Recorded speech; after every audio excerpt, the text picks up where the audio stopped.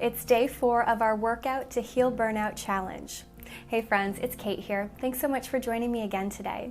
If you are brand new here, we are in the middle of a very small 7-day challenge, one that's really meant to help us heal from burnout. Burnout is one of those hot button issues right now. I feel like I know so many people that are telling me that they are experiencing burnout, and I myself have experienced quite a bit of burnout this past year. And so this challenge comes from a place where I just want to share what has been working for me, what has been helping me, and maybe it can help you too. You can absolutely start from right here and just continue on. If you want to go back to the very first video, I'll link it up there. Each class though is of course meant to be a standalone class. You can just listen to the tips at the beginning, or you can join in for the short class right at the end. I've got 2 tips for us today actually. The first of which is eating well, eating healthy. And this can mean a number of things. I am not a nutritionist, so I am not about to tell you what you should eat to make yourself feel well. I can tell you I have done just enough training in nutrition to know that that is outside of my scope of practice. And I will say, if you want some ideas or you do want to listen to a registered dietitian, I'm a really big fan of Abby Sharp. I really enjoy a lot of what she does out there. She's got some videos on what she calls, I think, her like hunger crushing combos of food and making, a hearty, healthy meal. And she's a registered dietitian, so she's someone that, has a lot more knowledge on this than me. I am more about just reminding you that taking the extra time to make healthier choices can make a really big difference in how we feel. And that can mean a number of things. There are plenty of times where I do want to eat something that's maybe less than healthy, and I think that that's awesome. I loved baked goods. I love really greasy French fries and fried chicken and, things that are not technically considered healthy foods, and I think of those as self-care in a different way. But I do know that in my own body, when I'm making sure that I'm staying well hydrated, that I'm eating enough each day, not trying to limit my portion sizes or, just gorge out, but just eating the right amount for myself and concentrating on those foods that make me feel better makes a big difference in my life. Now, when I first left my job that left me feeling very burnt out, it was almost too much for me to try and think about making healthy meals all the time. Getting fast food now and then was what felt better for me and what I needed at that time.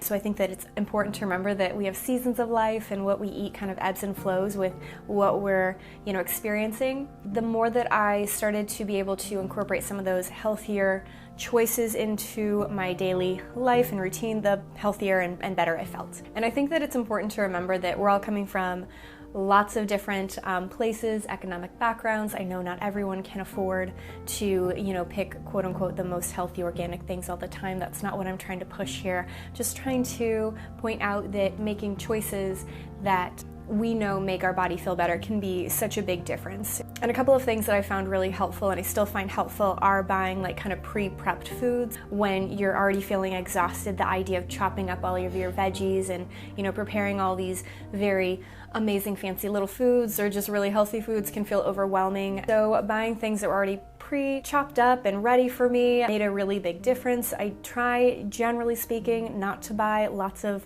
packaged foods because I do want to make eco-friendly choices, but also my mental health is an important thing as well. So reminding myself that, it's okay now and then to buy the onion that's already cut up and chopped up if it means I'm gonna cook more that week, because it's one less thing for me to do, less dishes to clean.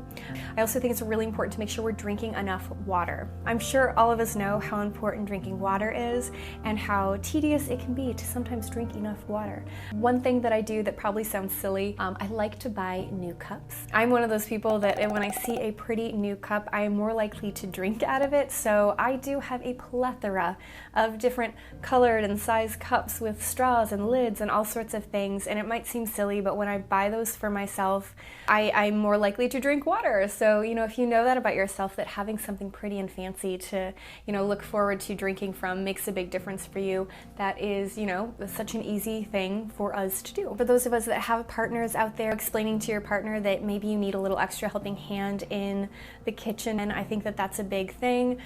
I am very grateful that my partner and I, we have a really good kitchen relationship. I do all the cooking and he does all the cleaning, and it doesn't matter. He will always do all the cleaning, and that to me takes a big weight off my plate, knowing that I don't have to clean up after myself. That's just how we have navigated that. I realize everybody's a little bit different. For me, the best way that I've found to make sure that I'm regularly eating healthy and drinking enough water is just setting myself up for success in those ways.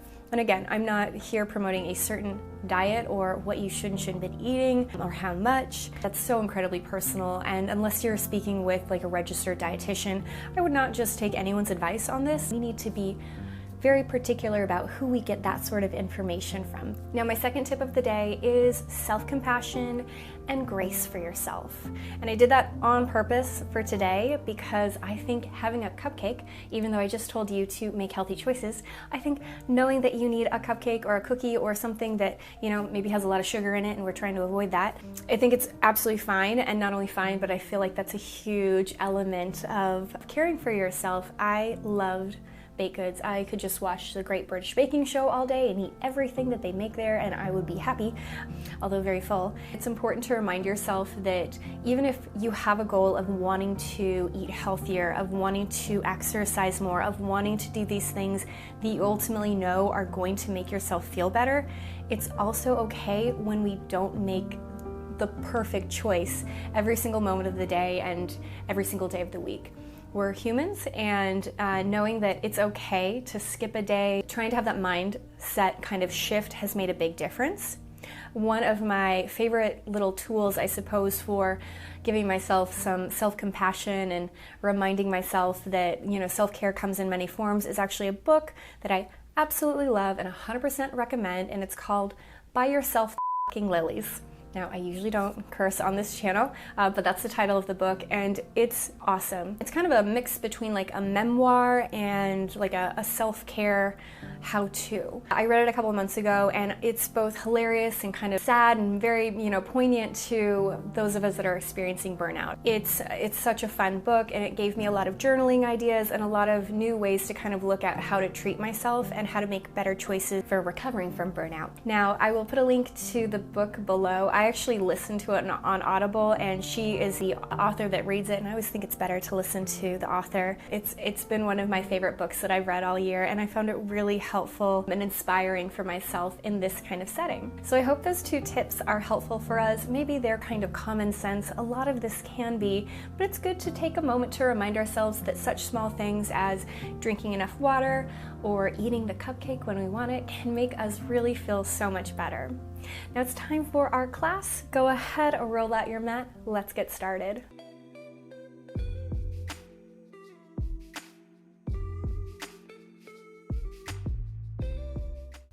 We'll start standing today, feet about hip distance apart. Let your fingers dangle. Let your ears lift up a little higher. Take a big inhale. As you exhale, dip your chin to your chest. Roll your right ear to right shoulder. Bring your chin back down to chest. Roll your left ear to left shoulder. Bring your chin back down to chest. Just take that nice, easy nod of the head side to side once or twice more. Eventually return to center, take a breath, bend the knees, and slowly start to forward fold. Let the hands be heavy. They're reaching for the floor. You're looking through your legs. Nod the head yes. Shake it no. Push your hips a little right and left, side to side. Find your center. Roll all the way up to standing. Take a big stretch of your hands up. Maybe look up to the sky and then flip the palms, press them down. One more time, chin to chest. Roll all the way into a nice big forward fold. Pause. Plant your hands on the floor. Find a tabletop position. Now you could be down on your forearms. You could double up the mat if we need some support for our wrist or our knees, but start to cat and cow a little bit here. Just wake up the spine, teeny tiny bit more. And then let's pause with a long flat back in our tabletop.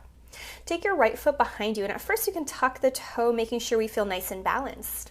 Wrap the tummy in, broaden across your chest.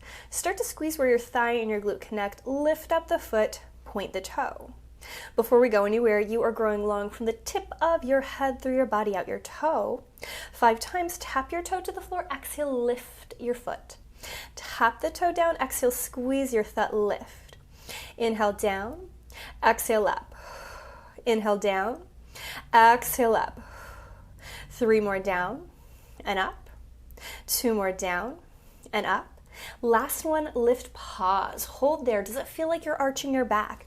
Can you pull the navel in a little bit more? Broaden across the chest. Pretend your toe is sitting on a ledge. We can't drop it through the ledge, but you can slide it across to the right and then use your inner thigh, pull it back. Inhale, slide your foot open to the right. Exhale, pull it back. 3 more, inhale, open. Exhale, close. 2 more, open. Exhale, close. Last one. Bring it back behind you and hold. Really knit the ribs together. We're going to keep our hips still and our shoulders still as we circle our foot behind us. Teeny tiny circles. 5, 4, 3, 2, 1. Pause. Reverse your circle. 5, 4, 3, 2, 1. Pause. Again. 5, 4, 3, 2, 1. Pause. Last time, reverse. 5, 4, 3, 2, 1. Hold. Set your right leg on the floor. Give yourself a little wiggle. And then extend your left foot behind you. Again, at first you can tuck the toes so we can broaden across the chest. Knit the ribs together. Lift the foot. Point the toe. Tap it down. Lift. Every time you lift the leg up, it's not about how high we pick the foot up. It's keeping your torso stable. No arching of the back, no leaning over to one side, but squeezing your thigh, that thigh-butt connection point, a little harder. Now the next time you lift up, pause. Again, we're going to slide our foot over to the left. Exhale, bring it behind you. Inhale, open the leg out. Exhale, trim the waist, pull it back.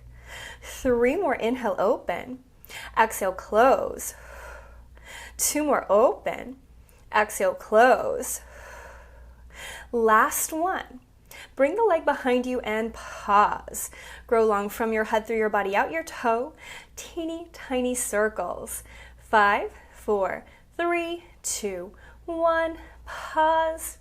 Reverse. 5, 4, 3, 2, 1. Pause. Again. 5, 4, 3, 2, 1. Pause. No shimmying. Keep your hips and shoulders so still. And hold. Big inhale. Set the leg down. Push back to a child's pose. Tent the fingertips so you get a little stretch there for the wrist. Roll yourself up to a seat. Before we go anywhere else, lift your hands high. Grow an inch or 2 taller. Flip the palms, push them down. Let's lay on our back. Find your position right down here and immediately imprint the spine. Gently push down into your feet, open up across the chest. I like to have my hands a little bit away from my body. If they're right here, we often curl the shoulders up. Stomp into your feet, lift your pelvis up, find your bridge, and hold. Now I want you to squeeze your thud with all your might. Wrap the tummy in, push down into your feet, maybe lift the hips up just a little higher. We're going to take 5 half little bridges. So I want you to lower about halfway down. Your upper back is touching the mat. Your hips are still away from the floor. Exhale, push all the way up. Inhale, tiny down. Exhale, cinch the waist, lift. Inhale, tiny down. Exhale, lift. 3 more little down. Exhale, lift. 2 more little down. Exhale, lift. Last one. Lift and pause. Open up across the chest. Point your nose to the sky. Take a full big inhale. Big breath out. Now we're going to make a square with our hips. I want you to try and keep both hip bones even with one another. I'm going to push my hips over to the right. Do you see that one hip didn't go down or up? They stayed level. I'm going to drop it halfway down like we just did a moment ago. They're still level. Slide them all the way over to the left. Lift them up. Bring them center. So we go right, down, left, up, center. Again, over to the right. You can take it at your own pace. Use your big exhale as you arrive center. Inhale down and around, exhale, pick it up. As you start to get that action, you might make it more circular rather than a square, going just a little bit more smoother around. 2 more in this direction. Last one. And pause. Shoulders down, nose high. Now slow to the left. Bump over to the left. Drop halfway down. Bump over to the right. Pick up the hips. Swivel them center. Left, down, right, up, center. Now we can go a little faster. Down and around. Inhale down and around. 3,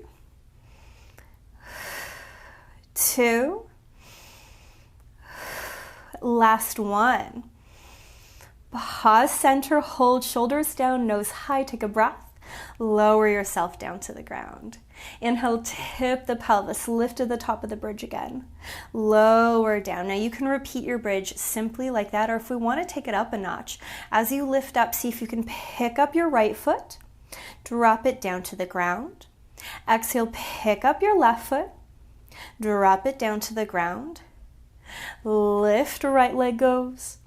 Lower, lift, left leg comes up, lower, last time right, last time left, both feet down, pause, pull your knees into your chest, give yourself a hug, a squeeze, circle the knees around, both directions. Set your left foot on the floor, cross your right leg over in a little figure 4, pause. Maybe take a little swivel, a little rock side to side. Unravel. Same thing, left foot over and around. A little rock side to side.